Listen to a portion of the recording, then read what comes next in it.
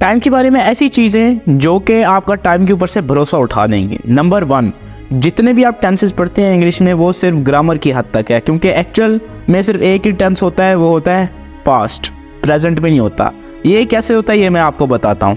जो भी चीज़ आप अपने सराउंडिंग में महसूस कर रहे हैं, यानी जो आपकी बॉडी है वो कुछ मिली सेकेंड पास्ट में रह रही है, जो बाकी इन्फॉर्मेशन, जो सबसे लेटेस्ट इन्फॉर्मेशन है प्रेजेंट के अंदर, उसको पहुंचने में आपके ब्रेन को या प्रोसेस करने में और बाकी बॉडी पार्ट तक पहुंचाने में कुछ मिली सेकेंड्स लग जाते हैं। और पास्ट तो बेशक 1 मिली सेकेंड ही प्रेजेंट से पीछे क्यों ना हो, वो पास्ट हो चुका होता है। यानी कि एक्चुअल में देखें तो प्रेजेंट नाम की या फ्यूचर नाम की कोई चीज़ है ही नहीं, सिर्फ और सिर्फ पास्ट है पूरी दुनिया में।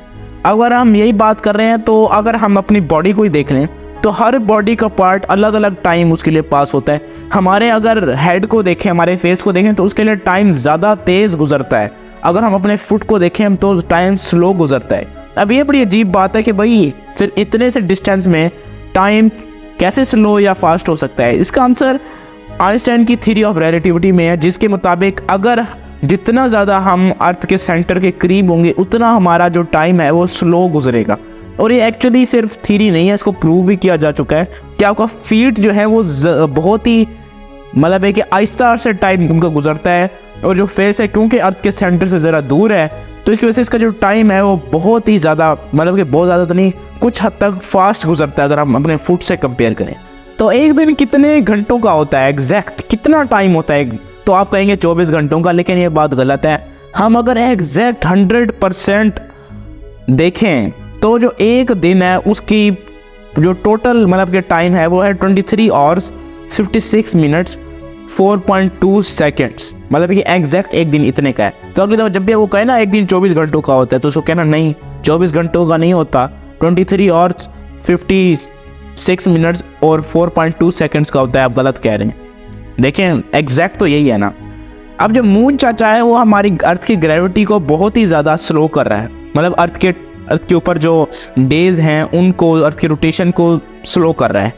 ये एक ड्रैग फोर्स के तौर पे एक्ट करता है। जब डायनासोर्स जिंदा होते थे मिलियंस ऑफ ईयर्स पहले तो एक साल में होते थे 370 डेज, अब हो गए हैं 365। भाई 5 दिन का घाटा हो गया है हमें। लेकिन अगर हम एक साल में देखें तो जो अर्थ की रोटेशन है उसकी वजह से जो अफेक्ट पड़ता है टाइम के ऊपर वो होता तो बहुत थोड़ा सा है, लेकिन होता ज़रूर है।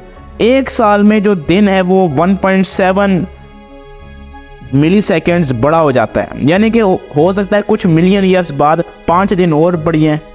ठीक है, अगर हम टाइम को सबसे छोटा यूनिट ढूंढें तो आप क्या कहेंगे? आप कहेंगे सेकंड, उसके बाद मिली सेकेंड, माइक्रो सेकेंड, यानी कि आप इस जगह चले जाएंगे। लेकिन एग्जैक्ट सबसे ज़्यादा छोटा यूनिट कौन सा है टाइम का? वो है प्लैंक टाइम। अभी जितना ज़्यादा छोटा है कि इसको मैं मैथमेटिक्स में तो समझा नहीं सकता, लेकिन हाँ चलो फिर भी आपको नंबर बता देता हूँ।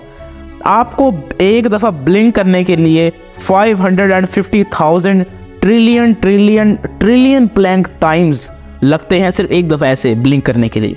यानी कि 550,000 ट्रिलियन। अगर ये कोई कैलकुलेटर सपोर्ट करे इसको तो कमेंट में ज़रूर जवाब देना।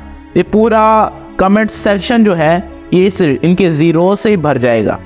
ये बड़ी मज़े की बात है कि अगर इसी सेकंड सन जो है बिल्कुल हटा दिया जाए सोलर सिस्टम से तो आपको कुछ मिनट तक तो उसका इफेक्ट फील होगा ही नहीं। 8 मिनट्स और 20 सेकंड्स लगते हैं लाइट को सन से अर्थ तक पहुंचने में, और इतने टाइम तक आपको पता भी नहीं चलेगा कि सन गायब है। आपको लगेगा सन अभी भी है। आपको 8 मिनट बाद उसका इफेक्ट फील होगा। इवन कि हीट भी आपको 8 मिनट्स और 20 सेकंड्स तक मिलती रहेगी, उससे भी कुछ ज़्यादा मिल सकती है, क्योंकि हीट जो है उसकी स्पीड लाइट से बहुत ज़्यादा स्लो होती है। और तो और अगर हम ग्रेविटी की बात करें तो ग्रेविटेशनल फोर्स जो है वो भी 8 मिनट और 20 सेकंड तक रहेगी। यानी सन आपके लिए 8 मिनट और 20 सेकंड तक जिंदा रहेगा। 8 मिनट बाद मज़ा आएगा फिर।